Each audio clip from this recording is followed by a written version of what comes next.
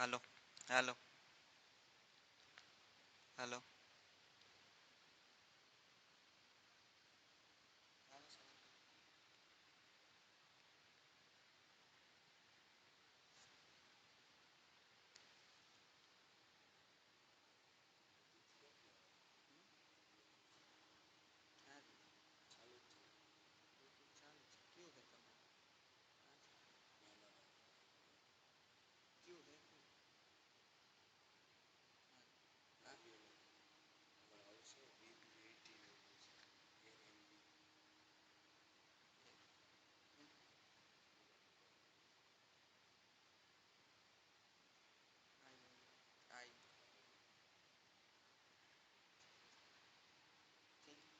હાલો હાલો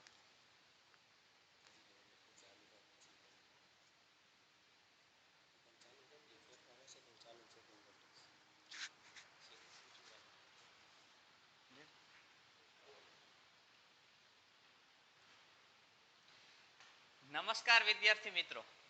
ચાલો આપણે અત્યારે મળી રહ્યા છીએ કૃષ્ણા ફાઉન્ડેશન જે સંસ્થા છે એમના માધ્યમથી, અને મારું નામ છે હર્ષુખ જોશી. જે કૃષ્ણા ફાઉન્ડેશનના આપણા તમામ વિદ્યાર્થીઓ છે એ મને ઓળખતા હશે. આ કૃષ્ણા ફાઉન્ડેશનમાં આપણે ઇતિહાસ વિષય લઈએ છીએ, અને આ ઇતિહાસ વિષય છે. ઇતિહાસ વિષય દરેક પરીક્ષામાં આવે છે. એ બધી તો આપણે ખૂબ બધી ચર્ચાઓ કરવાની છે, પણ સૌથી અગત્યનો મુદ્દો એ છે કે આ કૃષ્ણા ફાઉન્ડેશન શું છે એમની પણ થોડીક આપણે બેઝિક પાયામાં વાતો કરી લઈએ. આ જે કૃષ્ણા ફાઉન્ડેશન, આ જે ટ્રસ્ટ છે, તમે અહીંયા નામ જોઈ શકો છો.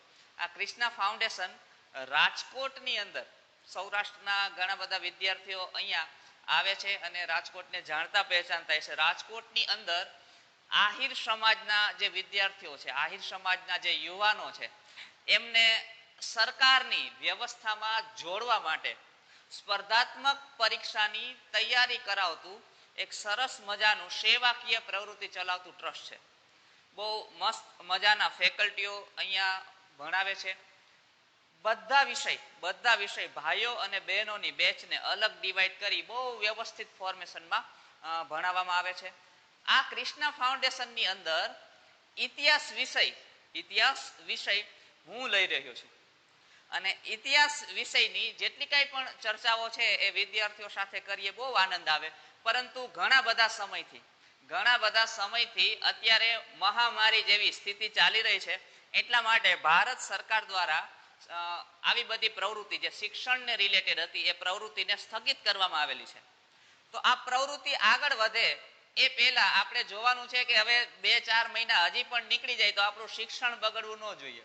નહીતર ઘણી વાર એવું થાય કે માંડ આ કોરોનાનું અંતે બધું પૂરું થશે, લોકડાઉન જેવું ખુલે એટલે સરકાર એવું કે ચાલો હવે સીધી પરીક્ષા છે, તો આપણે શું કરવાનું? 6 મહિના તો આમે જલસા કર્યા છે, 2 મહિના હજી જલસા કરી લઈ એટલે બધું નોલેજ આપણું બાષ્પીભવન થઈ જાય. તો મિત્રો, આ જે ગેપ છે, આ ગેપને જો આપણે 21મી સદીમાં પણ ન પૂરી શકીએ, કોઈ આદિ માનવના સમયનો, સિંધુ સભ્યતાનો, મૌર્ય સમયની કોઈ વાત હોય તો કદાચ આ કમ્યુનિકેશન ન થઈ શકે. પરંતુ 21મી સદીમાં માનવ જાતિએ ટેકનોલોજીને હાથ વગી કરી લીધી છે. જે પ્રાગ ઐતિહાસિક યુગમાં જે માણસે અગ્નિ શોધી હતી, ચક્ર શોધ્યું હતું, એ અગ્નિને મદદથી એવું ચક્ર ચલાવ્યું આ વિશ્વમાં કે મસ્ત મજાની ટેકનોલોજી તમારા અને મારા સુધી આવી ગઈ છે. અનેક ટેકનોલોજીના માધ્યમથી વિદ્યાર્થીઓ મારી પાસેથી લાઈવ ભણે છે, જેમાં આજે આપણે ફેસબુકના માધ્યમથી લાઈવ મળી રહ્યા છીએ, જેમાં હું તમને માર્ગદર્શન આપવાનો છું કે ઇતિહાસ વિષય શું વાંચવો, કેમ ભણવો, કેટલો વાંચવો, ક્યાં સુધી વાંચવો, ક્યાં બસ કરી દેવું. અને જ્યારે ઇતિહાસ વિષય રિલેટેડ કોઈ પ્રશ્ન પરીક્ષામાં આવી જાય ત્યારે એમને કઈ રીતના અટેમ્પ્ટ કરવો, આવી સંપૂર્ણ ચર્ચા આપણે આ ઓનલાઈન પ્લેટફોર્મનો જે કંઈ પણ સેમિનાર છે એમના માધ્યમથી કરવાના છીએ.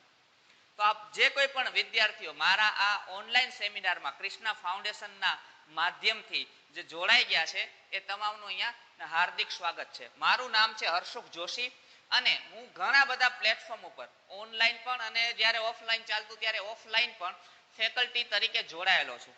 અત્યારે ખાસ ગુજરાત સૌરાષ્ટ્રમાં જે અનએકેડેમી ચાલી રહ્યું છે એમના પણ સ્પેશિયલ ક્લાસમાં ઇતિહાસ અને બંધારણ જેવા સબ્જેક્ટ હું ભણાવું છું. તો ઘણા બધા સમયથી આ સેક્ટર સાથે જોડાયેલો છું. ઘણી બધી પરીક્ષાઓનો મારી પાસે અનુભવ પણ છે. જીપીએસસી મેન્સ લખવાનો પણ અનુભવ છે. એકાદી વખત પ્રોગ્રામ ઓફિસરનું ઇન્ટરવ્યુ ફેસ કરવાનો પણ એક્સપિરિયન્સ છે. તો મારો અનુભવ આ ઓનલાઈન પ્લેટફોર્મના માધ્યમથી તમારા સુધી પહોંચે એવું શ્રેષ્ઠ કાર્ય જે ક્રિષ્ના ફાઉન્ડેશને કર્યું છે અને એના માધ્યમથી તમે મારા સુધી જોડાઈ ગયા છો. બધાનું સ્વાગત છે. હવે સૌથી પહેલા તો આપણે ઇતિહાસ વિષયના ભારાંક વિશે વાત કરી લઈએ. ઇતિહાસ વિષયના ભારાંક વિશે વાત કરી લઈએ. પછી હું એક સરસ મજાની પીપીટી બનાવીને લાવ્યો છું, એ પણ આપણે જોશું. તો ઇતિહાસ વિષયનો ભારાંક શું છે, કઈ પરીક્ષામાં કેટલો હોય છે. તો ઇતિહાસ વિષય છે એ જીપીએસસી થી લઈ અને કોઈ પણ વર્ગ 3 લેવલની કોઈ પણ એક્ઝામ તમે આપશો. ખાસ ક્રિષ્ના ફાઉન્ડેશન વાળા છોકરા છે તો હું એમને કહીશ કે તલાટી સુધી, જીપીએસસી થી લઈને તમારે તલાટી બનવું છે તો તલાટી સુધીની તમામ પરીક્ષાઓમાં આ જે ઇતિહાસ વિષય છે એમનું ભારાંક હોય છે. હવે જીપીએસસી માં ઇતિહાસ વિષય સામાન્ય રીતના 50 માર્કનો હોય છે. હવે હું એક શબ્દ બોલ્યો સામાન્ય રીતના. હવે હું સામાન્ય રીતના બોલું તો એમ થાય કે મુખ્ય રીતના કેટલો હોય છે, તો મુખ્ય રીતના 100 માર્કનો હોય છે. મુખ્ય રીતના કેટલો હોય છે? 100 માર્કનો. તમને એમ થશે કે નહીં તો બીજો વિષય ક્યાં ગયો, તો તમે જેને કલ્ચર કહો છો, સાંસ્કૃતિક વારસો કહો છો, એ પણ આપણો સાંસ્કૃતિક ઇતિહાસ છે. જો આપણે ઇતિહાસની વ્યાખ્યા શું કરીએ છીએ, ઇતિ વત્તા હાસ, તો ભૂતકાળની તમામ ઘટનાઓ. તો આપણું કલ્ચર, આપણી સંસ્કૃતિ, આપણી પરંપરા, આપણી આ તમામ વ્યવસ્થા એ ભૂતકાળમાંથી ઉતરી આવેલી છે.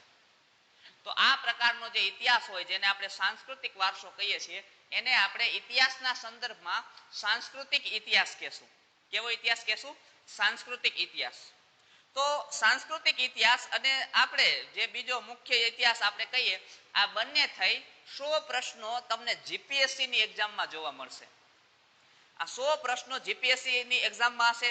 એમનાથી નીચે તમે કોઈ જીપીએસસી દ્વારા જ લેવાતી અપર ક્લાસ 3 કે ક્લાસ 2 ની એક્ઝામમાં તમે જાશો, જેમ કે પીઆઈ ની એક્ઝામમાં જાશો, તો 30 થી 40 પ્રશ્નો ઇતિહાસના અને 20 પ્રશ્નો જેટલા કલ્ચરના. તો ત્યાં પણ 40-50 માર્ક તમને ઇતિહાસના આડા આવશે. એમનાથી નીચે તમે ડીવાયએસઓ, નાયબ મામલતદાર, એસટીઆઈ, આ બધી પ્રિલિમ્સ એક્ઝામમાં જાશો તો ત્યાં પણ તમને ઇતિહાસના 20 થી 25 પ્રશ્નો આડા આવશે. 15 થી 25 નો રેશિયો હોય એની વચ્ચે. તો તમે 20 માર્ક તો પાક્કા ઇતિહાસના એસટીઆઈ અને પીઆઈમાં પણ ગણી લો, નાયબ મામલતદારમાં પણ ગણી લો. તો દરેક સ્થાન ઉપર, દરેક લેવલ ઉપર, આ થઈ ગઈ બધી ચર્ચા જીપીએસસી લેવલની, અપર ક્લાસ 3, ક્લાસ 2 ને ક્લાસ 1 ની એક્ઝામ. એમનાથી આપણે નીચે ઉતરીએ તો જે ગૌણ સેવા લે છે, વર્ગ 3 ની નાંતે એક્ઝામો આપણે કહીએ છીએ, તો એમાં જે છે બિન સચિવાલય ક્લાર્ક. આ બિન સચિવાલય ક્લાર્કે 2 વર્ષથી વિદ્યાર્થીઓને ગોટાળે ચડાવ્યા છે. આ બિન સચિવાલય ક્લાર્કની એક્ઝામમાં પણ 25 પ્રશ્નો તમને ઇતિહાસ સંબંધિત જોવા મળશે. 2019માં બિન સચિવાલયની એક પરીક્ષા લેવાઈ ગઈ અને આ પરીક્ષા પાછી રદ પણ થઈ ગઈ. આમનું પેપર તમે જોશો તો તમને ખ્યાલ પડશે કે 20 થી 25 પ્રશ્નો અહીંયા ઇતિહાસમાંથી હતા. હવે ઇતિહાસમાંથી ક્યાંથી હોય છે એમની હું આગળ ચર્ચા કરીશ. અત્યારે હું આખા વિષયની પછી ઇતિહાસમાં પણ હું તમને સ્પેસિફિક ટોપિક આપીશ કે જો આ ટોપિકમાંથી આવા પ્રકારના પ્રશ્નો આવે છે. એટલે જ્યારે પણ તમે ટોપિક વાંચો છો, જ્યારે પણ તમે ઇતિહાસ વાંચો, ત્યારે તમને ખ્યાલ પડે કે ભાઈ કયા ટોપિકમાંથી, કયા મુદ્દામાંથી, કયા પાર્ટમાંથી કેવા પ્રકારનું વાંચવું. સામાન્ય રીતના આ આપને ખબર હોતી નથી એટલે આપણે ગૂંચવાઈએ છીએ અને પછી જ્યારે પેપર દઈને આવીએ એટલે આપણે એમ કહીએ કે મેં વાંચ્યું એવું જ કંઈ આવ્યું જ નહીં, તમે જે વાંચ્યું એ પ્રોપર હતું જ નહીં. આવી ઘણી બધી મુશ્કેલીઓ તમે ફેસ કરી હશે. તો ઇતિહાસ જે છે 20-25 માર્ક બિન સચિવાલયમાં હોય છે. પછી તલાટી, junior clerk, police constable, forest guard, આ બધી પરીક્ષાઓ તમે આપશો તો ત્યાં તમને 10 થી 12 પ્રશ્નો ઇતિહાસના મળશે. તલાટી, junior clerk, police constable, forest guard, આ બધી પરીક્ષા તમે આપશો તો તમને ત્યાં 10 થી 12 પ્રશ્નો તમને ઇતિહાસમાંથી મળશે. અને પીએસઆઈ ની એક્ઝામ પણ તમે આપશો તો એમની જે પ્રિલિમ એક્ઝામ છે ત્યાં તમને ઇતિહાસ વિષયના પ્રશ્નો 10 થી 15 મળી શકે છે. તો ઇન શોર્ટ કહેવાનો મતલબ એ છે કે આ જે ઇતિહાસ વિષય છે એ તમને દરેક એક્ઝામમાં દરેક પરીક્ષામાં ક્યાંય ને ક્યાંય આડો આવશે જ આવશે. ઇતિહાસ વગરની તમે કોઈ પણ એક્ઝામ આપી શકશો નહીં.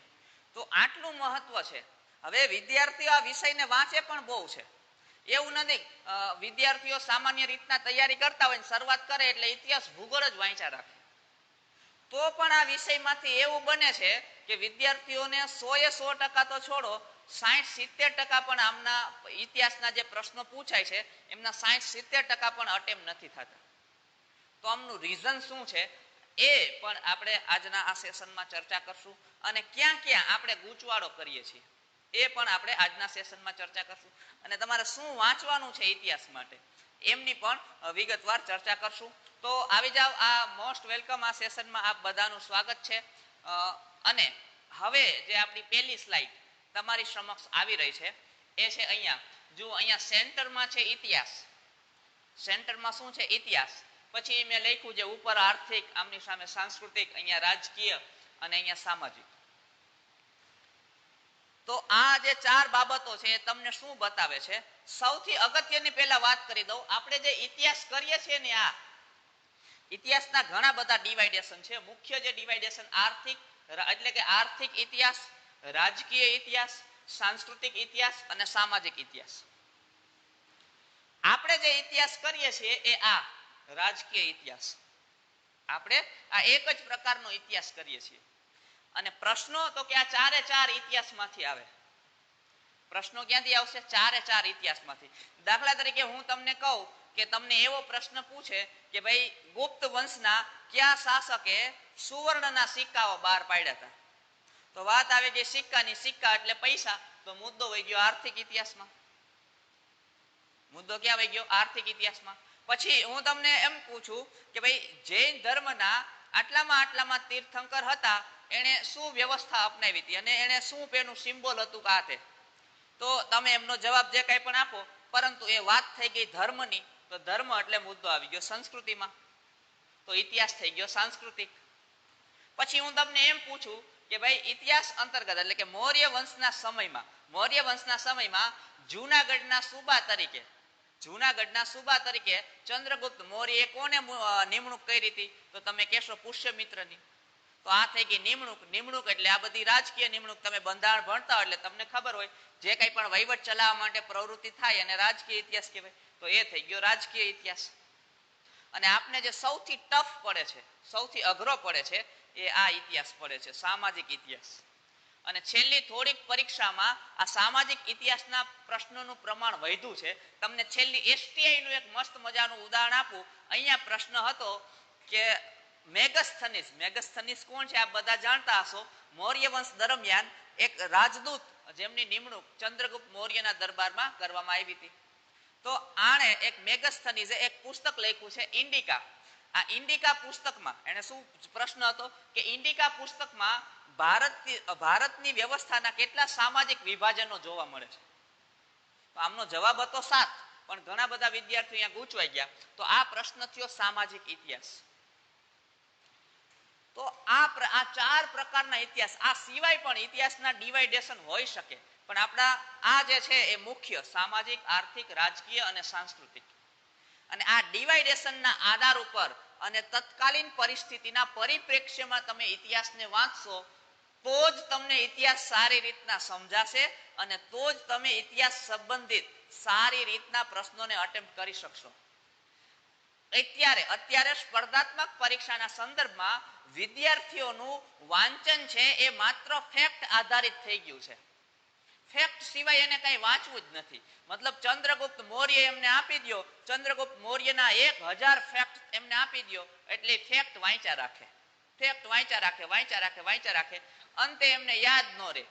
આમાં બધું ખીચડો થઈ જાય. તોય ચાન્સીસ છે કે પ્રશ્નનો જવાબ એમને ન આવડે, તો પણ ચાન્સીસ છે પ્રશ્નનો એમને જવાબ ન આવડે.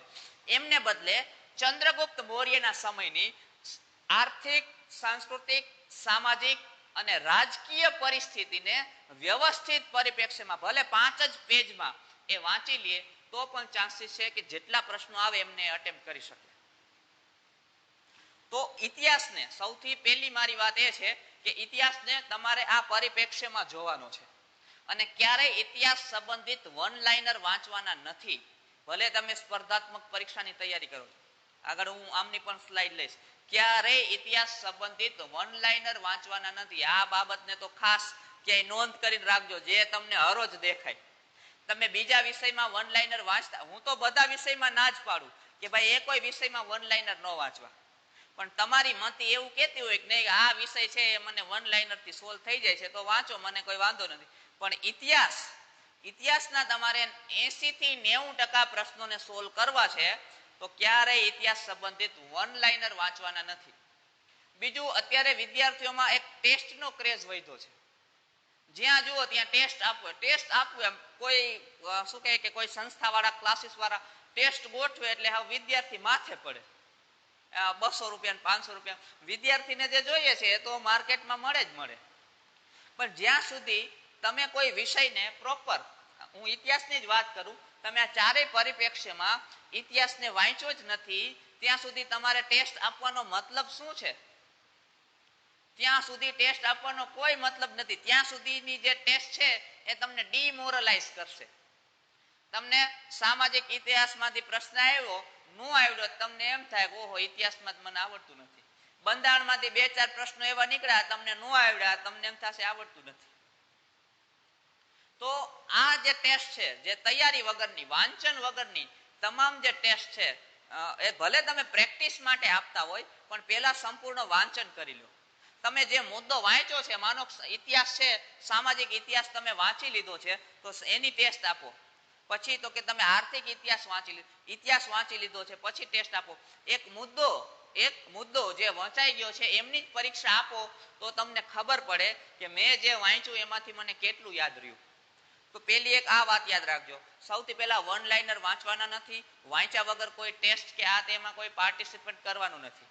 ખાસ અમુક મુદ્દાઓ ઉપર તમે જો ધ્યાનથી કામ કરશો તો સ્પર્ધાત્મક પરીક્ષાને તમે આસાનીથી પાસ કરી જશો.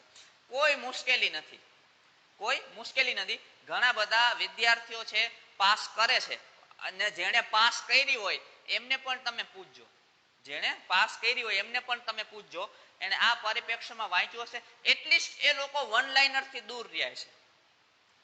વન લાઇનર કરતા એને ડિટેલ વાંચવાને પ્રાધાન્ય આપ્યું હશે. તો ઇતિહાસ જો હવે તમારે ફ્યુચરની કોઈ પણ પરીક્ષા આપવી છે તો ડિટેલથી આ પરિપ્રેક્ષ્યમાં વાંચવાનો છે, રાજકીય વાંચવાનો છે. હવે જુઓ બીજી વસ્તુ, તમે જીપીએસસી આપો છો, હવે આમાંથી પણ હું તમને શોર્ટ કરી દઉં કે તમે કઈ એક્ઝામ આપો છો તો તમારે કયો ઇતિહાસ વાંચવાનો છે.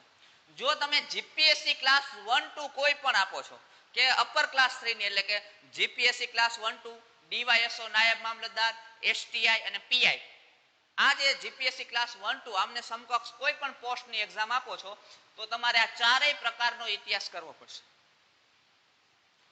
એટલે તમારે બુક અલગ અલગ 4 નહીં વાંચવી પડે, એક જ પુસ્તકમાં બધું હોય પણ તમારે આખું ડિટેલથી વાંચવું પડશે.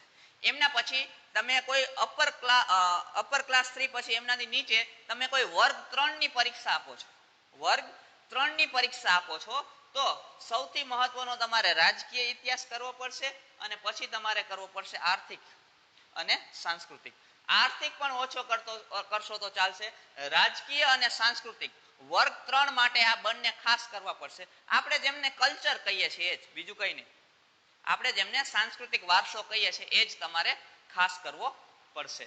તો આ જ્યાં પણ હવે તમારે આ ક્યાંથી રાજકીય ઇતિહાસ કરવાનો, ક્યાંથી સાંસ્કૃતિક ઇતિહાસ કરવાનો, ક્યાંથી આર્થિક ઇતિહાસ કરવાનો, આ બધી બાબતોની આપણે ટોપિક વાઇઝ ચર્ચા કરીએ.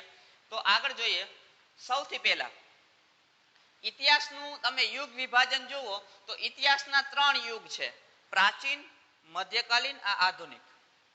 આ મુખ્યત્વે છે. આ શું છે? મુખ્યત્વે છે. આમાં પછી પેટા હોઈ શકે, જેમ કે તમે પ્રાચીન ઇતિહાસમાં પેટા પાર્ટમાં તમે જાશો તો તમને ખ્યાલ આવશે કે એમાં પણ ડિવાઇડેશન પડી જાય, પ્રાગ ઐતિહાસિક યુગ ને આદ્ય ઐતિહાસિક યુગ ને ઐતિહાસિક યુગ ને. પછી પ્રાગ ઐતિહાસિકમાં જાશો તો પણ એમાં ડિવાઇડેશન આવતા જશે, ઘણું બધું થશે. આ બધા ડિવાઇડેશન છે એ ઇતિહાસને તત્કાલીન સમયની પરિસ્થિતિને ધ્યાનમાં રાખી, જ્યારે માનવ જાતિએ જો ઇતિહાસ છે એ માનવ જાતિના વિકાસનો, ડેવલપમેન્ટનો અભ્યાસ કરે છે. અને જ્યાં માનવ જાતિએ એમના સમયના એના સંદર્ભમાં જળમૂળથી પરિવર્તન કરી નાખ્યું છે, આખો બેઝ બદલી નાખ્યો છે. દાખલા તરીકે હું એમ કહું કે માનવ જાતિ સાવ વાનર જેવું, મતલબ રખડતું ભટકતું પ્રાણીઓ જેવું જીવન જીવતો હતો, એને બદલે એ ખેતી કરતો થઈ ગયો, સ્થિર થઈ ગયો, એટલે યુગ બદલી ગયો, આદ્ય ઐતિહાસિક યુગ આવી ગયો. પછી મોટા મોટા નગરો બનાવીને રહેવા માંડ્યો, એટલે આપણે અમને કહીએ સિંધુ સભ્યતા. શું કહીએ છીએ? સિંધુ સભ્યતા. એમના પછી તમે શું કહેવાય કે ધાતુ ને આ તેને એ બદલું, મતલબ તાંબુ કાંસુ ને આ તેને વાપરતા, એમને બદલે લોખંડ વાપરવા માંડ્યા અને ગાયો ના તેન, એટલે યુગ બદલી ગયો, ઐતિહાસિક યુગ આવી ગયો, વૈદિક યુગ આપણે કહીએ છીએ.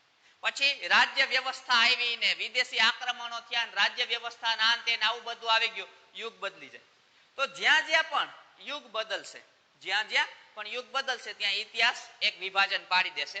પરંતુ આપણા જે ઇતિહાસ છે મુખ્યત્વે તમારે આ પ્રાચીન, મધ્યકાલીન અને આધુનિક આ સંદર્ભમાં ઇતિહાસને લેવાનો છે. હવે આ પ્રાચીન માંથી કેવા પ્રશ્નો આવે છે, મધ્યકાલીન માંથી કેવા પ્રશ્નો આવે છે અને આધુનિક માંથી કેવા પ્રશ્નો આવે છે, આ સૌથી અગત્યનું છે. કેમ કે તમે જ્યારે પણ કોઈ પોર્શન વાંચવા બેસો, તમે પ્રાચીન વાંચો તો તમને ખબર હોવી જોઈએ કે મારે શેને ધ્યાનમાં રાખીને ચાલવાનું છે. તો મેં તમને જે આર્થિક, સામાજિક અને રાજકીયની વાત કરી, એના સંદર્ભમાં તમે પ્રાચીન ઇતિહાસ વાંચો છો તો તમને અહીંયાથી સૌથી વધુ આર્થિક, સામાજિક અને સાંસ્કૃતિક પ્રશ્નો આવશે. સોરી, રાજકીય, સામાજિક અને સાંસ્કૃતિક પ્રશ્નો આવશે, અહીંયાથી આર્થિક પ્રશ્નો ઓછા આવશે.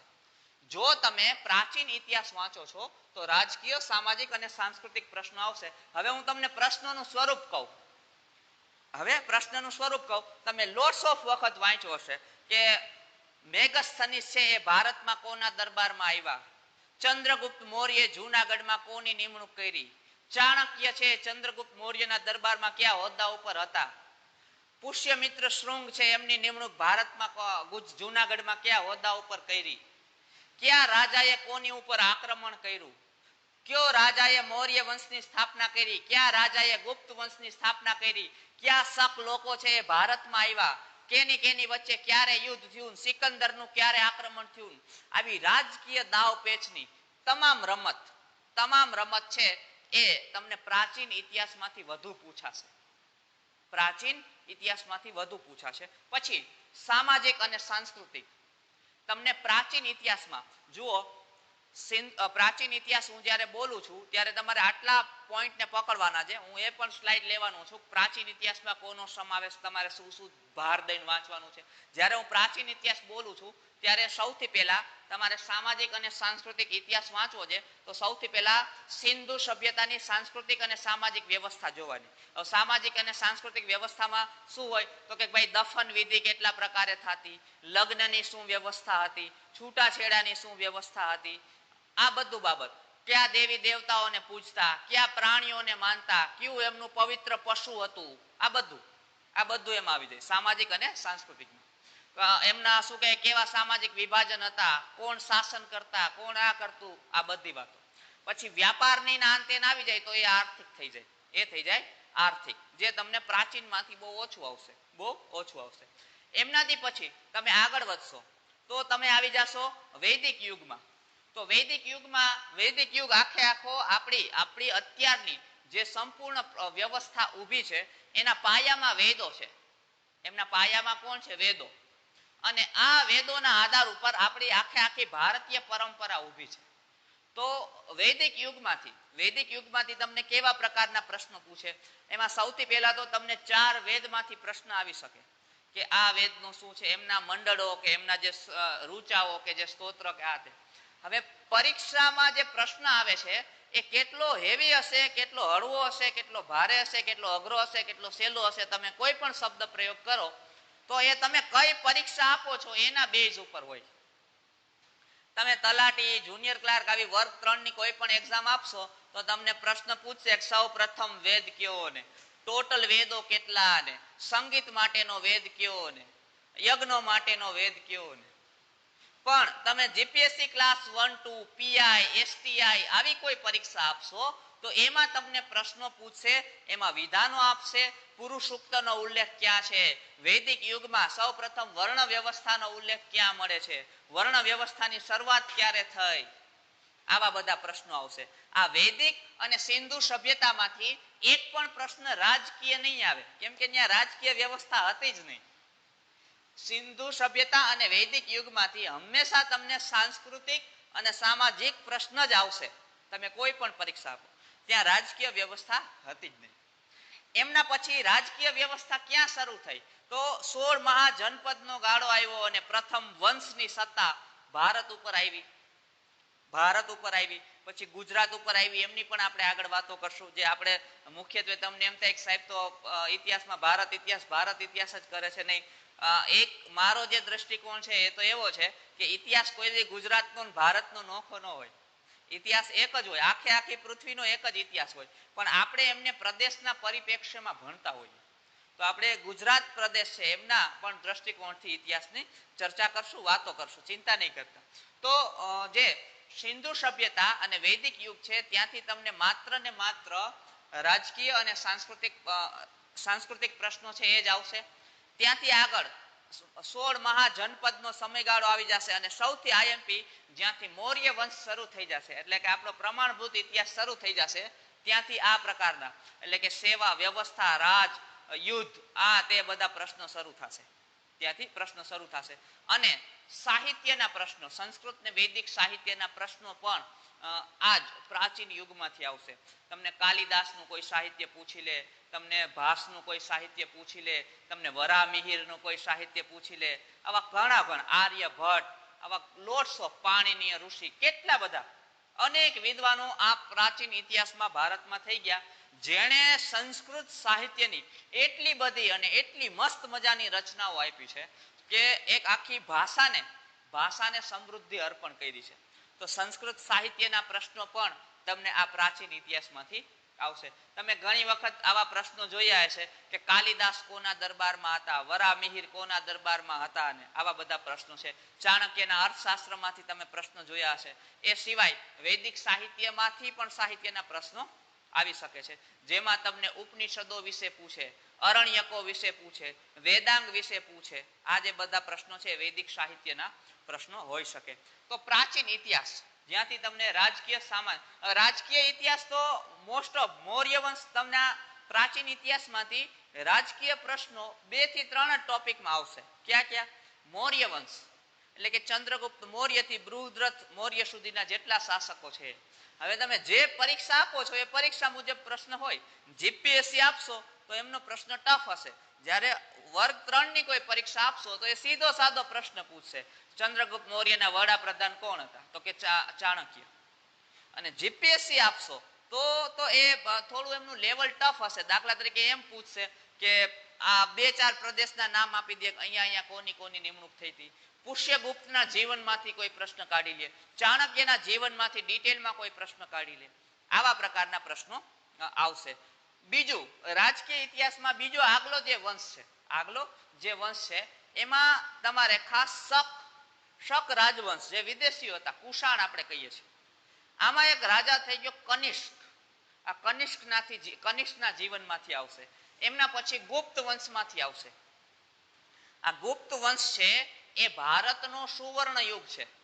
ગુપ્ત વંશ છે એ ભારતના ઇતિહાસનો સુવર્ણ યુગ છે. એના માટે તમે ધ્યાન રાખજો, 50 પ્રશ્નો ઇતિહાસમાંથી હશે ને તો 3 થી 4 પ્રશ્નો ચાન્સ છે કે ગુપ્ત વંશના હોય. કોઈ પણ વંશને સૌથી વધુ ભારાંક મળતું હોય તો એ ગુપ્ત વંશ છે. શું કામ? કે સૌથી અગત્યનો. અને તમે કોઈ વર્ગ 3 ની પરીક્ષા આપો છો તો ત્યાં પણ 10 માર્ક હશે તો 1 થી 2 પ્રશ્નો તમને ગુપ્ત વંશના મળે છે. હવે ગુપ્ત વંશમાંથી એક બીજું પણ ધ્યાન રાખજો, ગુપ્ત વંશ છે એ આપણો સુવર્ણ યુગ છે. તો સુવર્ણ યુગ એટલે અહીંયા એક બાબત છે કે અહીંયાથી આર્થિક ઇતિહાસ, આપને એમ થાય કે આર્થિક ઇતિહાસમાંથી આવશે પ્રશ્ન, નહીં. અહીંયા આર્થિક સમૃદ્ધિ સુવર્ણ યુગને કોની સાથે જોડ્યો છે? તો સુવર્ણ ઇતિહાસના સુવર્ણ યુગ એને કહેવાય છે જેણે આર્થિક તો વિકાસ કર્યો હોય, સાથે સાથે સામાજિક, સાંસ્કૃતિક, રાજકીય, શિક્ષણ, આવા બધા પરિપ્રેક્ષ્યમાં એને વિકાસ કર્યો હોય. તમને નાલંદા વિદ્યાપીઠ ખબર જ છે, જે ગુપ્ત શાસનકાળ દરમિયાન સ્થાપિત થઈ. તો દરેક પરિપ્રેક્ષ્યમાં જેણે વિકાસ કર્યો છે એ યુગમાં. હવે સાહિત્ય, સુવર્ણ યુગનો સૌથી અગત્યનો મુદ્દો છે સાહિત્ય. અને સૌથી વધુ સાહિત્ય, સૌથી વધુ સંસ્કૃત સાહિત્ય છે એ ગુપ્ત વંશના સમયમાં રચવામાં આવ્યું છે. આ બાબતને યાદ રાખજો.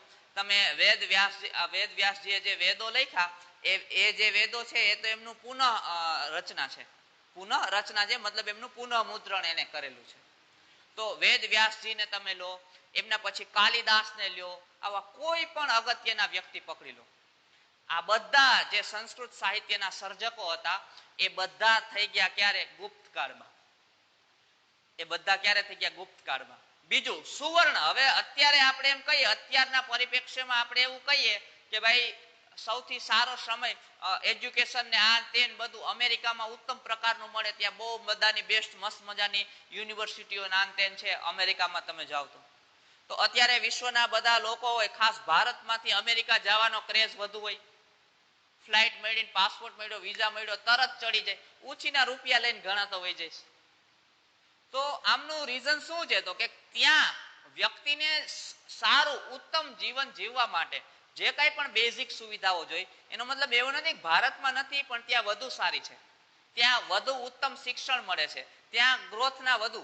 તો આવું અત્યારે જ થાય છે એવું જરૂરી નહોતું, પ્રાચીન સમયમાં પણ થતું હતું, પણ ગુપ્ત વંશના સમયમાં પણ આવું થતું હતું. અગત્યની વાત એ છે કે ગુપ્ત વંશના સમયમાં વિશ્વનું અમેરિકા ભારત હતું. વિશ્વનું અમેરિકા કોણ હતું? ભારત. સુવર્ણ યુગ, સુવર્ણ યુગ ભારત હતું. એટલા માટે વિશ્વના બધા દેશો, તત્કાલીન સમયના બધા દેશોમાંથી જે યાત્રાળુઓ છે એ ભારત આવવા માટે આમ ઉત્સુક હતા.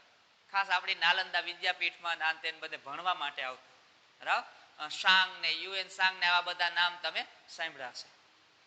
તો આ તમામ લોકો, તો આવા યાત્રાળુઓના જે પ્રશ્ન આવશે, જે વિદેશી પ્રવાસીઓના જે પ્રશ્નો આવશે, એ પણ તમને ગુપ્ત વંશમાંથી વધુ આવશે. તો સંસ્કૃત સાહિત્ય, વિદેશી યાત્રીઓ, સામાજિક સાંસ્કૃતિક તો ખરા જ ખરા. તો આ બધેથી તમને પ્રાચીન ઇતિહાસના પ્રશ્નો પડશે.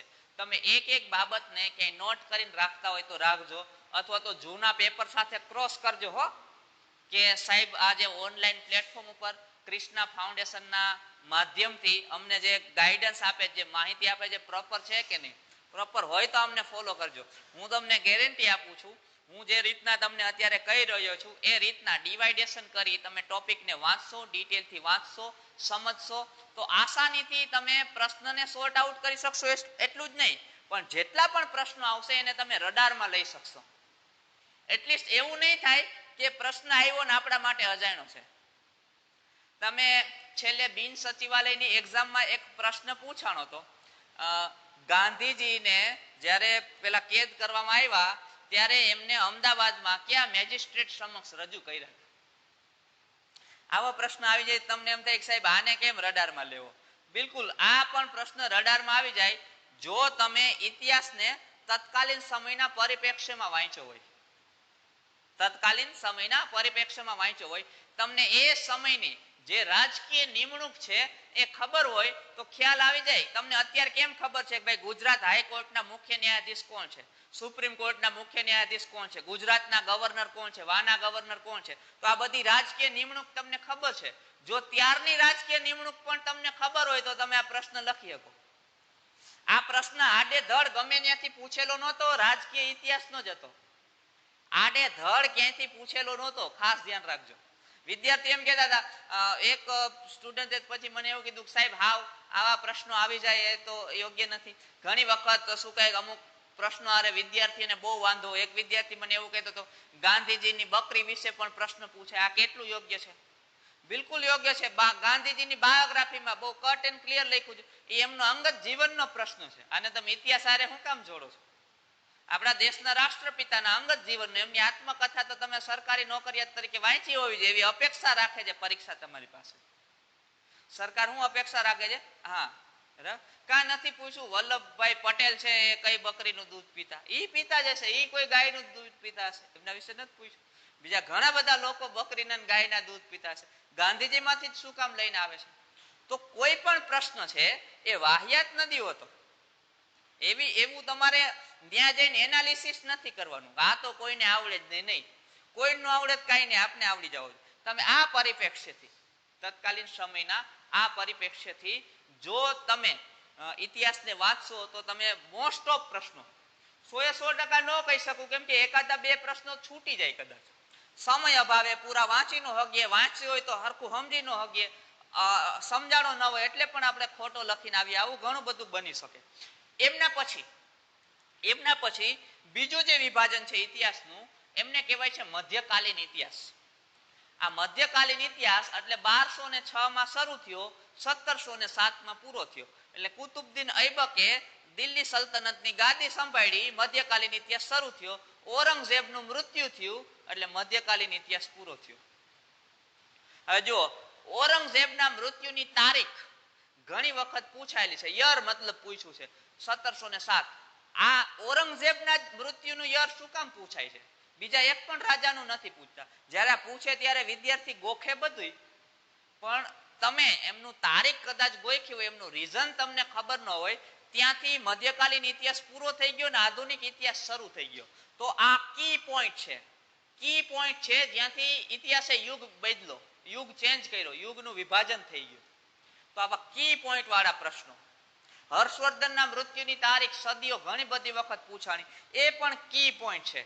ત્યારબાદ રાજપૂત શાસન છે, એમાં એમનું વર્ચસ્વ વધ્યું. રાજપૂત શાસકો 8 વિભાગમાં વિભાજિત થયા અને ફાઇનલી પૂર્વ મધ્યકાલીન યુગ આવી ગયો. રાજપૂત શાસકો પછી 500 વર્ષ સુધી ત્રિસત્તાત્મક સંઘર્ષ ચાલ્યો.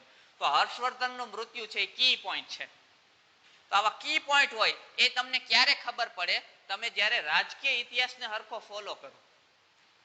તમારે તો એટલું જ વાંચવું છે, ક્યાં રાજાને શું નામ હતું, એમને કેટલી રાણીઓ હતી, કેટલી પત્નીઓ હતી, મુખ્ય રાણી ક્યાંની હતી, ભાઈ કોણ હતા, કોણે હત્યા કરીને, આવું ન હાલે. આવું વાંચશો તો 2-4 પ્રશ્નો એમાંથી આવી જશે, પણ આખું પેપર નહીં ફસાય. કોઈ પણ વિષયમાંથી 2-4 પ્રશ્નો તમને આવડી જાય એટલે વિષય તમારો સ્ટ્રોંગ નો કહેવાય, નબળો કહેવાય. 10 પ્રશ્નો હોય તો 8 થી 9 પ્રશ્નો તમે સોર્ટ આઉટ કરીને આવો તો જ ચાન્સીસ છે કે તમે મેરિટમાં આવશો. 4 થી 5 પ્રશ્નો તો બિલકુલ સહેલા હોય, એ બધા સોર્ટ આઉટ કરી દેશે. બધા એમ પૂછશે કે ચંદ્રગુપ્ત મૌર્ય જૂનાગઢમાં સુબા તરીકે કોની નિમણૂક કરી હતી, તો પરીક્ષા આપતા એમાંથી 70% લોકો છે ને એ પ્રશ્નને ટીક કરીને આવશે કે પુષ્યમિત્ર. પણ એમ પૂછશે કે પુષ્યમિત્ર છે એ ચંદ્રગુપ્ત મૌર્યનો શું સગો થતો હતો, તો આ લગભગ કોઈ નહીં આવડે. આ તો આપણે વાંચ્યો નથી, એનો સાળો થતો હતો, હેલનનો ભાઈ હતો. તો આ બધી વાત છે, તમારે આ કી પોઈન્ટ ને પકડવાના છે, આવા કી પોઈન્ટ ને પકડવાના છે. મધ્યકાલીન ઇતિહાસ જે મુખ્યત્વે નહીં, મુસ્લિમ શાસન જ આપણે આમને કહી શકીએ. મુસ્લિમ શાસકોનું આમાં શાસન રહ્યું. આ સમયમાં સૌથી વધુ યુદ્ધ થયા. સૌથી વધુ શું થયા? યુદ્ધો. તમે ખાસ 1191 પકડો. 1191 માં તરાઈનું પ્રથમ યુદ્ધ થયું. એ મોહમ્મદ ઘોરી આવ્યો એ પહેલા ઘણા બધા યુદ્ધો થયા, ગજનવીના આક્રમણો, ઘોરીના આક્રમણો, આ બધું. પણ ઓફિશિયલ યુદ્ધ પકડો તો 1191 માં તરાઈનું પ્રથમ યુદ્ધ થયું. 1192 માં બીજું યુદ્ધ થયું. આ યુદ્ધ ઘોરી જીતો, બીજું યુદ્ધ ઘોરી જીતો પૃથ્વીરાજ ચૌહાણ ત્રીજા સામે. એ યુદ્ધ જીતો 1192 માં. 1205 માં ઘોરીનું મૃત્યુ થયું. 1206 માં એમનો ગુલામ કુતુબુદ્દીન ઐબક દિલ્હીની ગાદી ઉપર આવ્યો. તો 1191 થી લઈ અને છેક તમે પાણીપતની ત્રીજી લડાઈ ત્યાં સુધી આવી જાઓ તો વચ્ચે અંદાજે 18 થી 19 યુદ્ધો છે, મોટા મોટા યુદ્ધો. અને આ 18 થી 19 જેટલા જે મહત્વના મોટા, નાના મોટા તો કેટલા યુદ્ધો. એક બાબર ખાલી અહીંયા 5 વર્ષ રહ્યો, 5 વર્ષમાં 3 થી 4 યુદ્ધો કરી ગયો. તો કેટલા બધા યુદ્ધો છે, સૌથી વધુ યુદ્ધો અહીંયા છે. એટલા માટે યુદ્ધમાંથી કોઈ પણ પ્રશ્ન આવશે તો એ મધ્યકાલીન ઇતિહાસમાંથી હોવાના ચાન્સીસ ફૂલ છે. આમ તો ગણી લો 100% છે યુદ્ધનો કોઈ પણ પ્રશ્ન. બીજું, આ જે 18 થી 19 યુદ્ધો છે, આ 18 થી 19 યુદ્ધો મુખ્યત્વે કોની વચ્ચે લડાણા, તો એ તમે જુઓ તો રાજપૂતો અને મુસ્લિમ શાસકો વચ્ચે.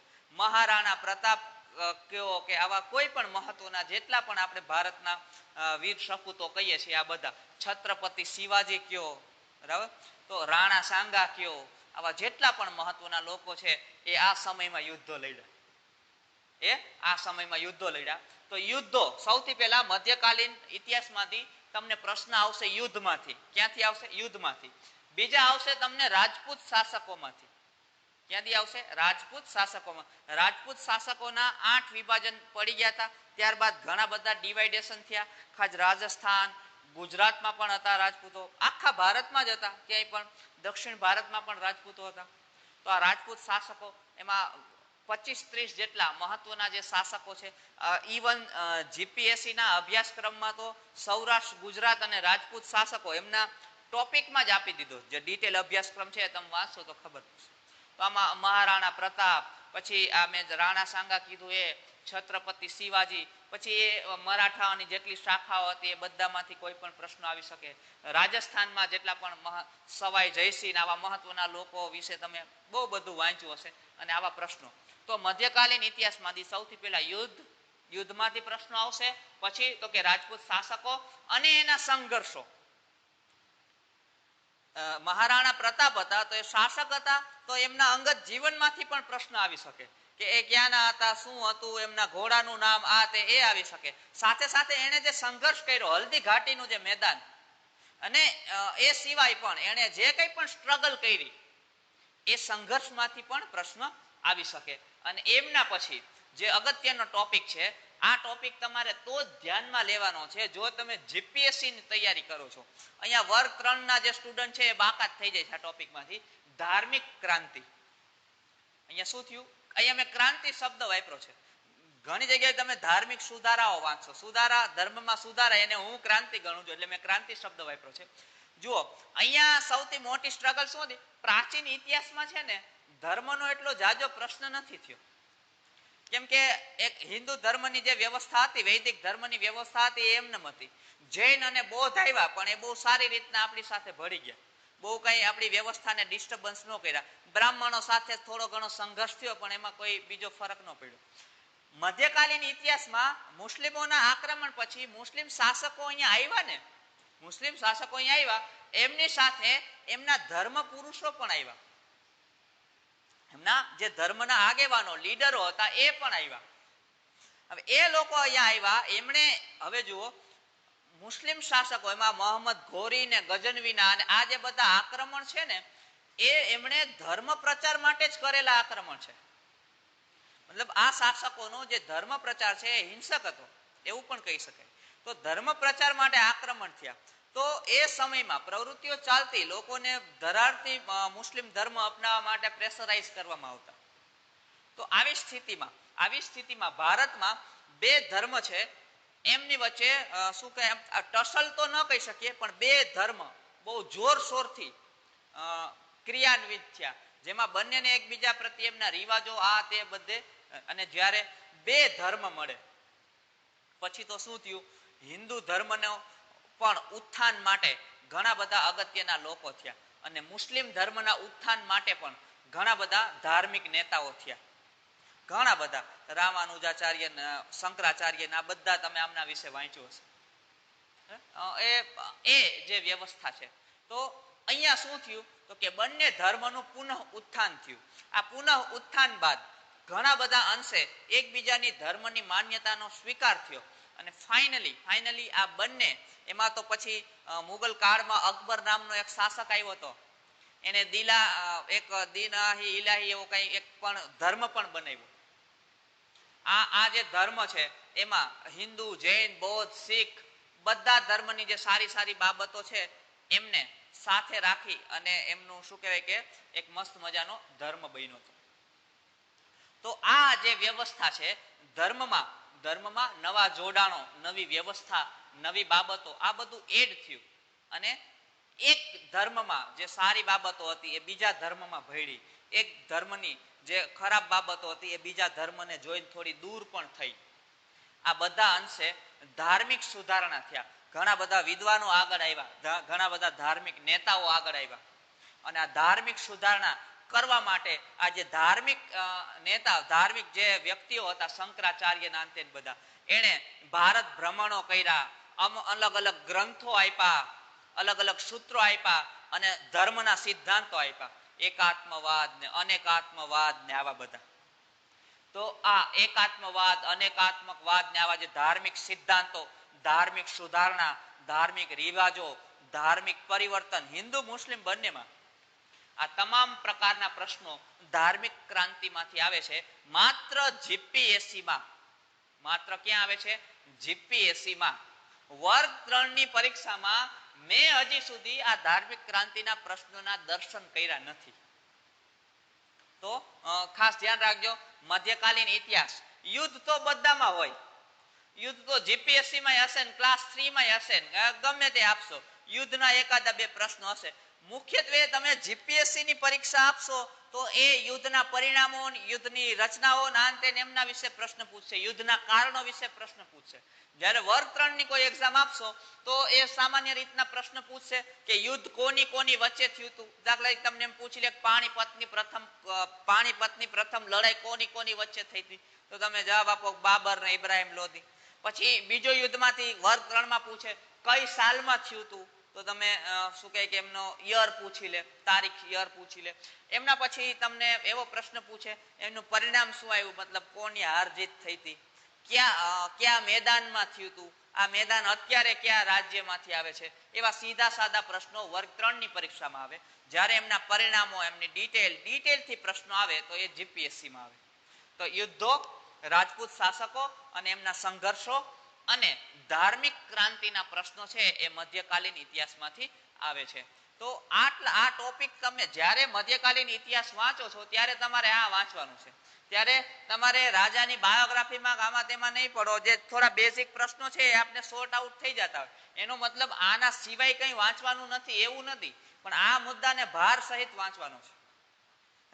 રાજાની બાયોગ્રાફીમાં આ તે પ્રશ્નો આવી જાય તો એ ક્યાંથી કવર થાય એ પણ હું તમને કહીશ. આગળ હું થોડા પુસ્તકો તમારે જે વાંચવાનું છે એ પણ એક સ્લાઇડ લાવ્યો છું. એમના પછી આધુનિક ઇતિહાસ. 1707માં ઔરંગઝેબનું મૃત્યુ થયું. 1707માં ઔરંગઝેબનું મૃત્યુ થયું એટલે ભારતમાં જે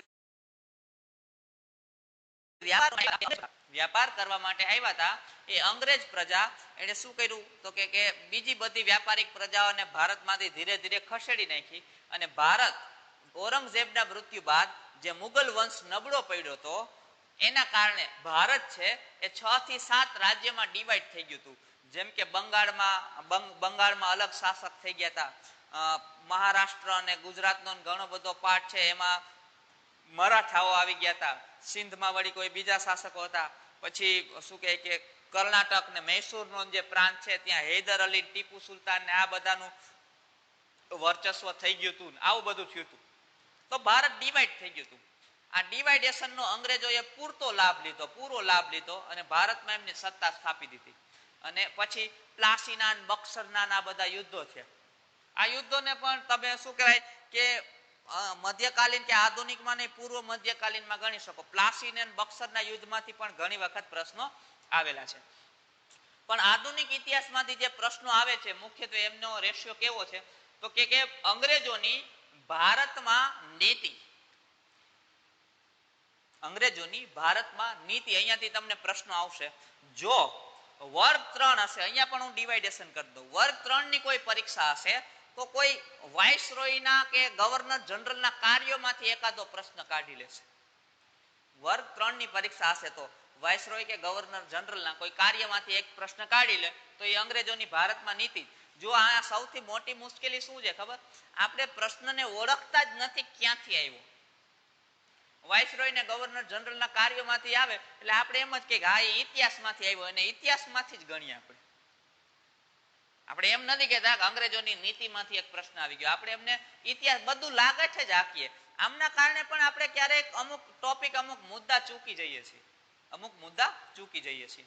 તો અંગ્રેજોની જે નીતિ છે વર્ગ 3 હશે તો ગવર્નર જનરલ કે વાઇસરોયના કાર્યો કે એમના વિશે તમને પ્રશ્ન પૂછી લેશે. પણ જીપીએસસી કે અપર ક્લાસ 3 કે આવી કોઈ હશે તો એમાં પણ એ ડિટેલથી કાઢશે તત્કાલીન સમયની પરિસ્થિતિને આધીન. હવે જો હું વારે વારે એવો એક વાક્ય બોલું છું કે ભાઈ તત્કાલીન પરિસ્થિતિ,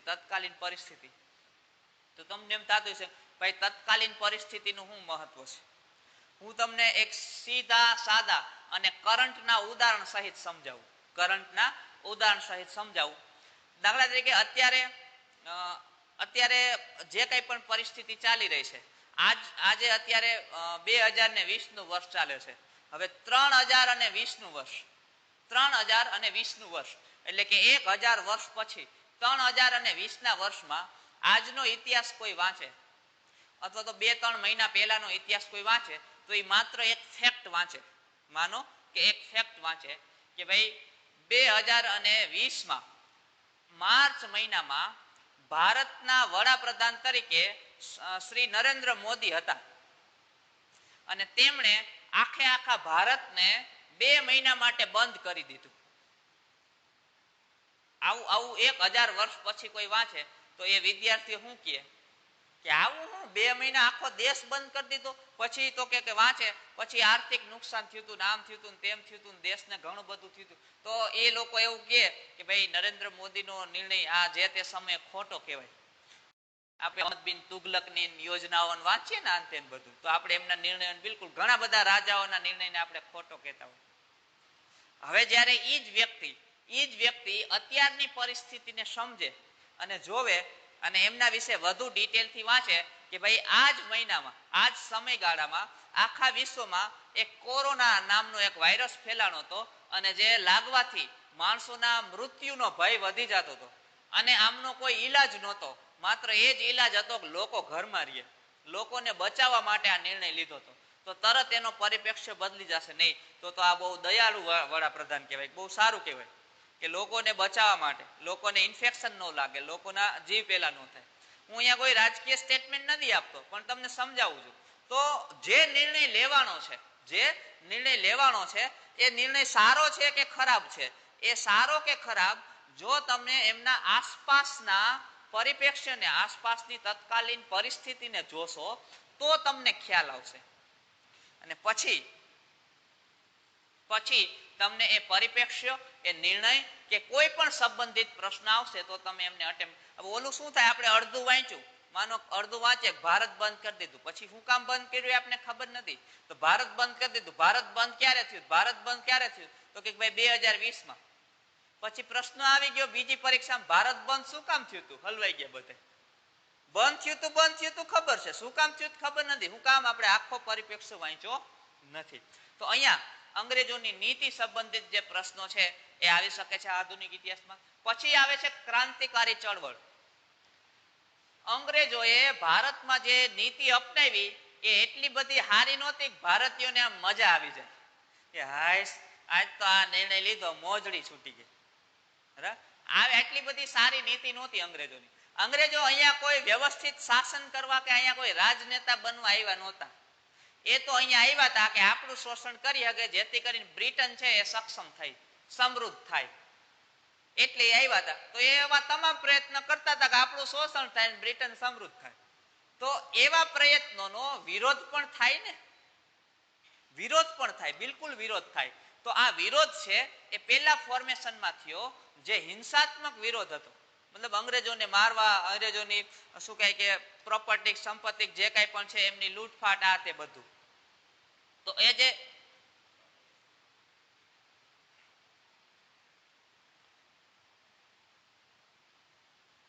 એ જે હિંસાત્મક વિરોધ હતો એને આપણે ક્રાંતિકારી ચળવળ કહીએ. અહીંયા કોઈ સારા ખરાબનો મુદ્દો નથી. તો આ ક્રાંતિકારી ચળવળ 1857માં પ્રથમ ક્રાંતિકારી ચળવળ, પેલો આપણે એમને 1857નો વિપ્લવ કહીએ છીએ. પછી તો શું કહે કે ઘણા બધા લોકોએ આ વિપ્લવ બાદ આ પ્રવૃત્તિને મૂકી નહીં અને આનું પરિણામ આવ્યું 90 વર્ષે આપને સફળતા મળી, ભારત આઝાદ થયો. તો ક્રાંતિકારી ચળવળમાંથી બહુ બધા પ્રશ્નો આવી રહ્યા છે. આ ક્રાંતિકારી ચળવળમાંથી શું પ્રશ્નો આવે છે એ પણ તમે સમજી લો. સૌથી પહેલા તો ક્રાંતિકારીઓ જેટલા પણ હતા, લાલ બાલ પાલ લઈ લો, ભગતસિંહ, ચંદ્રશેખર આઝાદ, જેટલા પણ હતા, બાળ ગંગાધર તિલક ને 1857 થી જેટલા, મંગલ પાંડે થી તમે ગણો ત્યાંથી લઈ જેટલા પણ હજારોની સંખ્યામાં હતા, પણ જે મુખ્યત્વે હતા, સૌથી પહેલા એમની બાયોગ્રાફી, એમના જીવનમાંથી પ્રશ્નો આવશે. એની જીવનમાંથી જે પ્રશ્નો આવશે એ જીપીએસસી અને વર્ગ 3 બંને એક્ઝામમાં આવશે. પછી વર્ગ 3માં બસ એમના જીવનમાંથી જ પ્રશ્નો આવશે. પછી જે પ્રશ્નો આવશે એ એમણે કરેલી પ્રવૃત્તિ અંગ્રેજોના વિરોધમાં એમણે કરેલી પ્રવૃત્તિ, મતલબ કોઈ સંસ્થા સ્થાપી છે તો ત્યાંથી પ્રશ્ન આવશે. પછી એમણે શું કહેવાય કે કોઈ મેગેઝિન કે ન્યૂઝપેપર ચલાવ્યું છે, તમે વાંચ્યા છે આ ભાષામાં કેસરી બાળ ગંગાધર તિલકે ચલાવ્યું હતું, ના તેના પ્રશ્નો. તો એમણે કોઈ મેગેઝિન કે પેલું ચલાવ્યું છે તો એમાંથી પ્રશ્નો આવશે. પછી તો કે આગળ એમણે કોઈ સંસ્થા સ્થાપી, મેગેઝિન ચલાવ્યું, પછી કોઈ પ્રવૃત્તિ કરી કે કોઈ ન્યાયતંત્રનો વિરોધ કર્યો, કોઈ શું કહે અંગ્રેજોની ટ્રેન લૂંટી, કોઈ ધાડ પાડી, આવા ઘણા બધા પ્રશ્નો તમે જોયા છે. તો આ એમણે કરેલી પ્રવૃત્તિ, ક્રાંતિકારી ચળવળ માટે એમણે કરેલી પ્રવૃત્તિમાંથી પ્રશ્નો આવશે. તો એમને જીવન પછી એમની પ્રવૃત્તિ, આ બે પ્રકારના પ્રશ્નો તમને ક્રાંતિકારી ચળવળમાંથી મળશે. હવે બીજું અહીંયા શું કરે, ઘણી વખત જો આ બંનેને જોડી દે, અંગ્રેજોની નીતિ, જો આ બંને મુદ્દાને જોડી દે, અંગ્રેજોની નીતિ અને ક્રાંતિકારી ચળવળ. દાખલા તરીકે તમને એમ પૂછી લે ભાઈ સાયમન કમિશન આવ્યું અને એના વિરોધમાં લાઠીચાર્જ થયો અને લાલા લજપત રાયનું મૃત્યુ થયું. આ ઘટના કઈ સાલમાં બની અથવા તો કયા ક્રાંતિકારીનું મૃત્યુ થયું? તો આ બે બાબતને જોડી દીધી. ઘણી વખત સાયમન કમિશન વિધાનો તપાસો, પછી તમને એમ આપી દે કે 1928 માં આવ્યું, આમાં બાબત હતી, લાઠીચાર્જમાં લાલા લજપત રાયનું મૃત્યુ થયું. તો આ બંને ટોપિકને જોડી દીધા કે ભાઈ અંગ્રેજોની નીતિ, એ નીતિનો વિરોધ કરનાર ક્રાંતિકારીઓની પ્રવૃત્તિ, નીતિ પ્રવૃત્તિ બંનેને જોડી દે, એટલે નીતિ અને વિરોધ બંનેને જોડી દે. તો આ લેવલના પ્રશ્નો પણ તમને પૂછાઈ શકે છે. એમના પછી આધુનિક ઇતિહાસમાં વિદ્યાર્થીઓને સૌથી વધુ થકવતો એટલે કે ગાંધીવાદી આંદોલનો, અને 90% વિદ્યાર્થીઓને ન પણ ગમતો ગાંધીવાદી આંદોલનો. ગાંધીવાદી આંદોલનમાં સૌથી પહેલા તો ગાંધીજીની આખી બાયોગ્રાફી, અને હું તમને સલાહ દઉં, તમારી પાસે સમય હોય ને તો ગાંધીજીની આત્મકથા એકવાર વાંચી લો, સત્યના પ્રયોગો વાંચી લો. જો તમારી પાસે આટલો ટાઈમ નથી અને તમે સૌરાષ્ટ્રમાં ક્યાંય નજીકમાં છો તો આ કોરોનાનું લોકડાઉન પૂરું થાય એટલે તાત્કાલિક રાજકોટ આવો અને આલ્ફ્રેડ હાઈસ્કૂલમાં એમનું મ્યુઝિયમ છે એ એકવાર જોઈ આવો. આ બે માંથી એક કરી લ્યો તો ગાંધીજીના અંગત જીવનમાંથી જેટલા પ્રશ્નો આવે છે એ તમને આવડી જશે. હવે એમ કરીએ વાત એમના આંદોલનની. હવે 1915 એમનું આગમન થયું, પછી 17 થી લઈ અને 1942 હિન્દ છોડો સુધી એને ઘણા આંદોલનો ચલાવ્યા. તો આ તમામ આંદોલનમાંથી કેટલા પ્રશ્નો આવી શકે છે અને તમારે કઈ રીતના વાંચવાનું છે, તો તમારે આટલા ટોપિક ખાસ વાંચવાના છે. એ આંદોલન ક્યારે થયું એટલે કે કઈ સાલમાં, હવે તારીખ સહિત યાદ રાખવાનું. જુઓ, ગાંધીજીના દરેક આંદોલન અને દરેક કાર્યને એક સદી પૂરી થઈ ગઈ. દાખલા તરીકે હું એમ કહું, ગાંધીજી ભારત આગમન થયું 1915 તો 2015 એમને 100 વર્ષ પૂરા થઈ ગયા. પછી એમ કહી કે ગાંધીજીએ 1917 ચંપારણ સત્યાગ્રહ કર્યો તો 2017 એમને 100 વર્ષ પૂરા થઈ ગયા. પછી આપણે એમ કહી કે ગાંધીજીએ 1918 કે 18-19 મિલ મજૂર આંદોલન ને ખેડા આંદોલન ને આવા બધા આંદોલનો કર્યા તો 2018-19 એમને 100 વર્ષ પૂરા થઈ ગયા. પછી રોલ એક્ટ આવ્યો તો એમને 100 વર્ષ પૂરા થઈ ગયા. અસહકાર આંદોલન થયું તો એમને 2020 100 વર્ષ પૂરા થઈ ગયા. મતલબ ગાંધીજીના કાર્યોને સદી પૂરી થઈ રહી છે. એટલે આમના સૌથી વધુ પ્રશ્નો આવે છે. આનું રીઝન આ છે. તો ગાંધીવાદી આંદોલનમાં સૌથી પહેલા તો આ કઈ તારીખે થયું, માત્ર યર નહીં, આખી તારીખ યાદ રાખવાની છે, કઈ તારીખે થયું. એમના પછી આ આંદોલન થયું, આ આંદોલન માટે કોંગ્રેસમાં કયા અધિવેશનમાં ઠરાવ મૂકવામાં આવ્યો હતો? આ આંદોલનમાં કોંગ્રેસના કયા અધિવેશનમાં ઠરાવ મૂકવામાં આવ્યો હતો? આવા પ્રશ્નો પણ આવે છે. એમના પછી આ આંદોલન થયું, એમાં ગાંધીજીના સપોર્ટિવ નેતા કોણ હતા?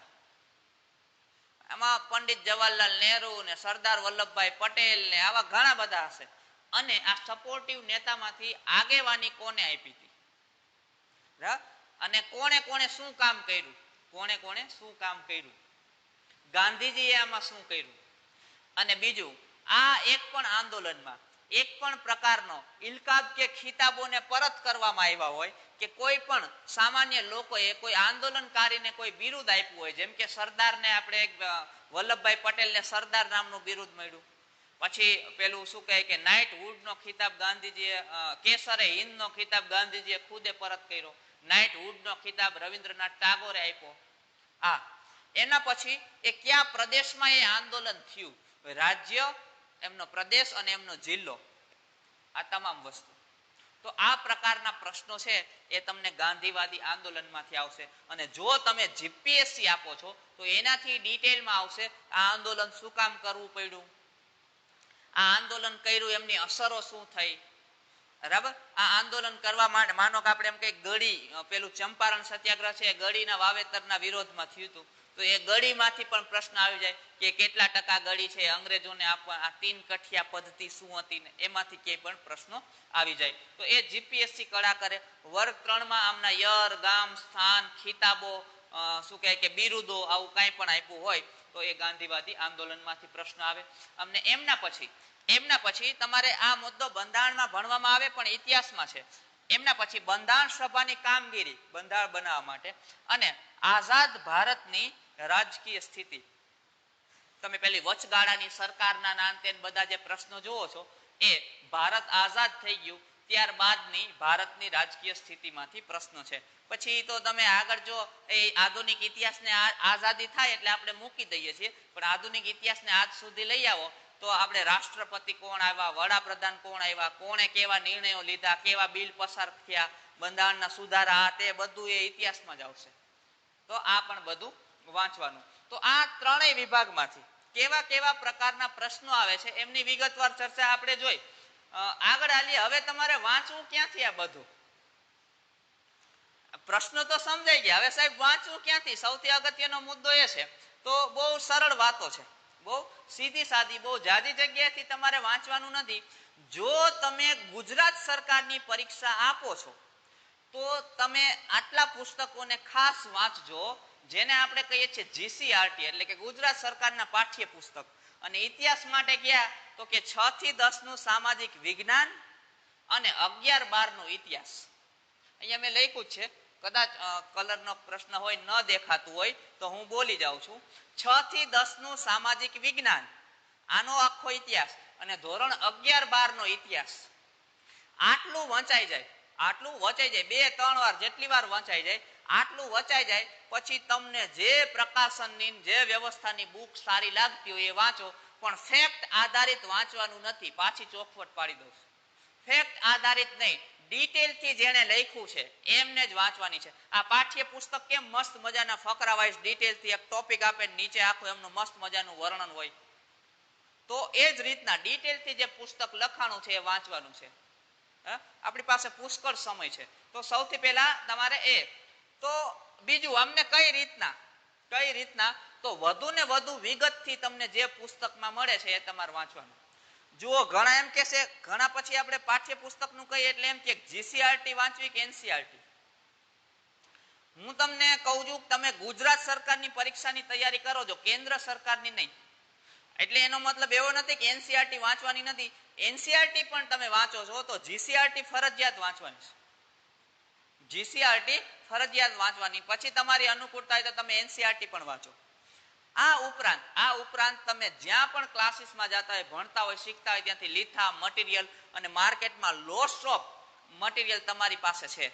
ઘણી બધી પીડીએફઓ પણ તમને અવેલેબલ થાય.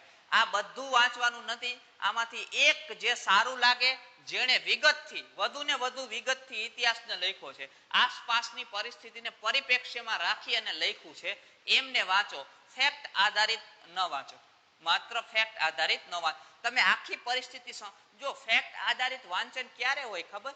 પરીક્ષાના અંતિમ તબક્કો હાલે છે ને, આખું આપણે 2-4 વર્ષ મહેનત કરી, આખી ડિટેલ આપને ખબર છે, પછી આપને બધું ખબર છે, પછી ખાલી ફેક્ટ રિવાઇઝ કરી લેવાના હોય, બીજું કઈ નહીં. આપણે બધી પરિપ્રેક્ષ્યના અંતે બધું ખબર છે, તો આપણે ફેક્ટ રિવાઇઝ કરી લેવાના હોય. હાલો આ જોઈ લે, આ આવી ગયા આમ તેમ. તો રિવાઇઝ કરવાનું હોય તો તમે ફેક્ટ આધારિત વાંચન કરો. તો અહીંયા હું કોઈ પણ તમને સ્પેસિફિક બુકોમાં બાંધતો નથી. તમારે કોઈ નવા ખર્ચા કરવાના છે નહીં. જે છે જે આટલું તો વાંચી જ લો. ધોરણ 6 થી 10 સામાજિક વિજ્ઞાન ફરજિયાત વાંચી લો. એમના પછી 11-12 ઇતિહાસ ફરજિયાત વાંચી લો. આગળ હું ભૂગોળ માટે પણ કહું, એ પણ વાંચી લો, બરાબર. તો ઇતિહાસ માટે તો આટલું ખાસ વાંચી લો. પછી જે મટીરિયલ તમને વિગતથી ડિટેલથી માહિતી આપે છે એમને વાંચી લ્યો.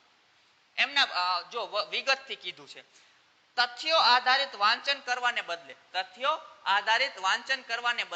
ઘટના આધારિત વાંચન કરો. આપણે એમ કહીએ, દાખલા તમને ક્યાંય વાંચવામાં આવ્યું કે ભાઈ સિકંદરે ભારત ઉપર આક્રમણ કર્યું અને પોરસ નામના રાજાને હરાવ્યો. આ એક ફેક્ટ થઈ ગયો. તો તમને ખબર પડી ગઈ સિકંદરે પોરસને હરાવી દીધો, આટલી ખબર પડી ગઈ. તો આ એક તથ્ય થઈ ગયું. આવું તથ્ય આધારિત. હવે માનો કે તમને આ આખી ઘટનાનો પરિપ્રેક્ષ્ય ખબર નથી, સિકંદરે હું કામ આક્રમણ કર્યું, પોરસ હું કામ હાર્યો, ને તો તમે આમના વિશે વાંચો. આ પોરસ અને સિકંદરની સ્થિતિ વિશે વાંચો. સિકંદર શું કામ આવતો, ક્યાંથી આવતો હતો, પોરસ કોણ હતો, શું હતો, આમના વિશે ભણો અને વાંચો. અત્યારે ભણવું બહુ અઘરું રહ્યું નથી.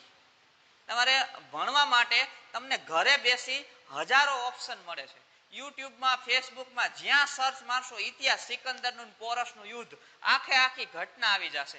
નાટ્ય રૂપાંતરણ આવી જશે તમને વાંચવું ન ગમતું હોય તો. અને બીજી તમને ખાસ સલાહ આપું, સાહિત્યકારોની રચના વાંચો.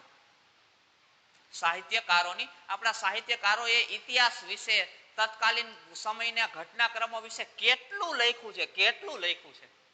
આપણે એ કઈ વાંચતા તો એ વાંચો. ત્યાંથી પણ તમારી પરીક્ષામાં ઘણા બધા પ્રશ્નો રિપીટ થશે.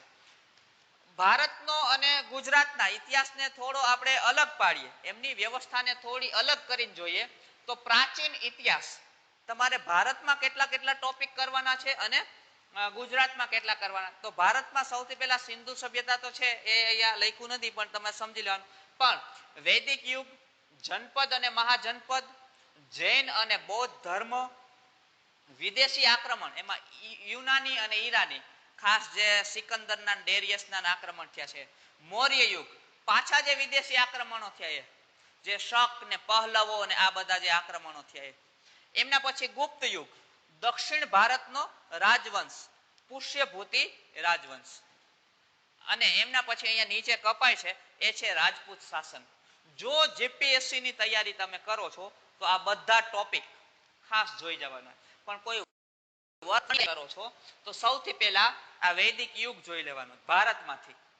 વર્ગ 3 માટે જીપીએસસી માં બધા વર્ગ 3 માટે ભારતમાંથી વૈદિક યુગ, જૈન અને બૌદ્ધ ધર્મ, મૌર્ય યુગ, ગુપ્ત યુગ અને પુષ્યભૂતિ એટલે કે હર્ષવર્ધનનો વંશ.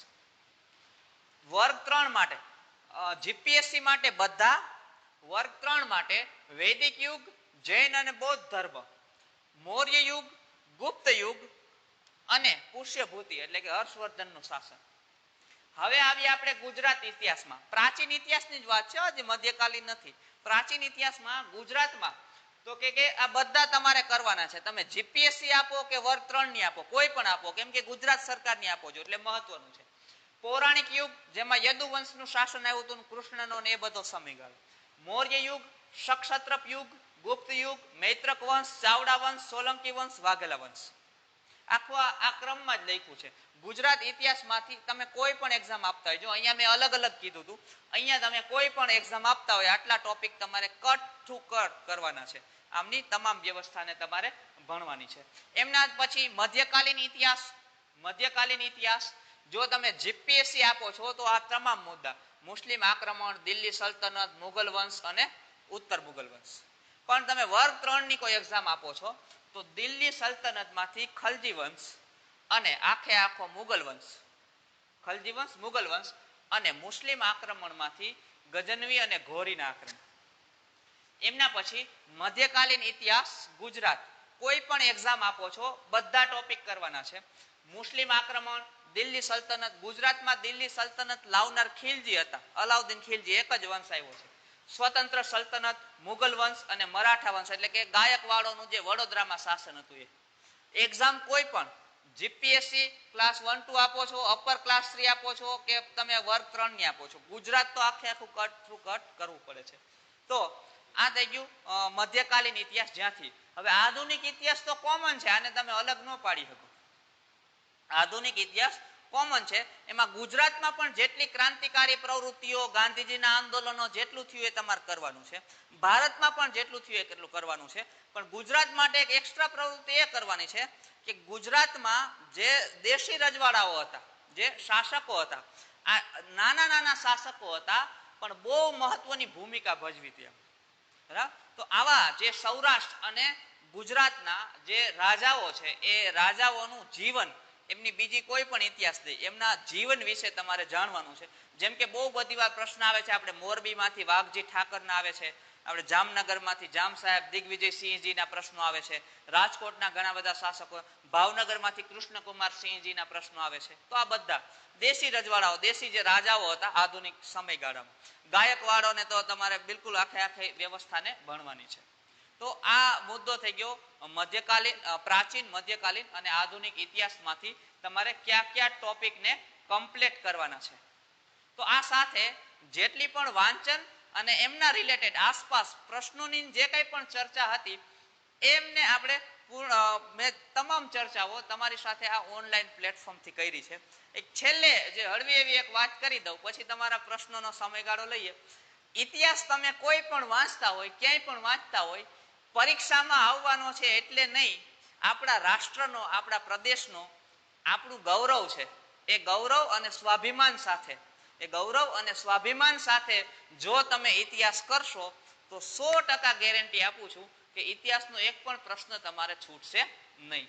તો હવે આપણે 10 થી 15 મિનિટ લઈએ છીએ. હા, નહીં? ઓકે, ચાલો. તો હવે આ સેશનને આપણે અહીંયા પૂર્ણ કરીએ છીએ અને થેન્ક યુ સો મચ, બધાનો આભાર.